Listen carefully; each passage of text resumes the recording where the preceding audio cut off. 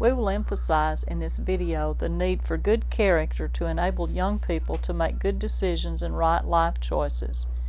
Using the analogy of clay and a potter using a potter's wheel, it is demonstrated how in order for the potter to make a vessel, the ball of clay first has to be centered.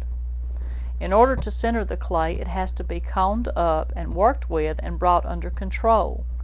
If the clay is not centered, the potter cannot bring the walls up, and it may take a longer time to center the clay. Our lives are centered on something, and often what we focus on or center on influences our decisions in life, good or bad.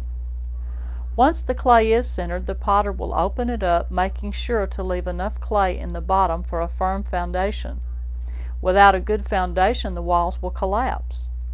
In the same way, in order to have a successful life, a good foundation of character built on responsibility, integrity, and self-control will empower us to make good choices for success. As the walls come up in this vessel, pressure is applied to the inside and outside simultaneously. This pressure will determine the shape the vessel will take. In our lives, we are pressured every day also, both internally with a need for acceptance, good self-esteem, as well as outside pressures such as peer pressure and the media.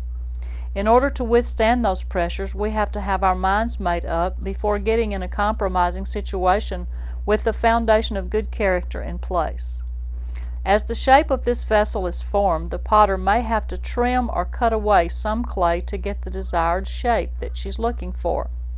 In much the same way, if a person decides to develop and maintain good character, he or she may have to cut away friends or influences or acquaintances or a boyfriend or a girlfriend that will alter that decision.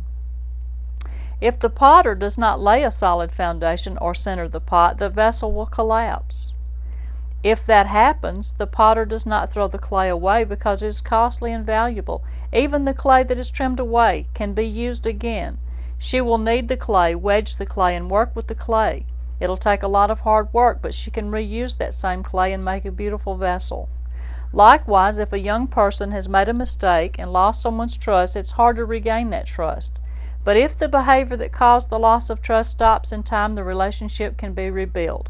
Or if a person has been sexually active and wants to reclaim sexual purity, he or she can choose abstinence any time by stopping and starting over.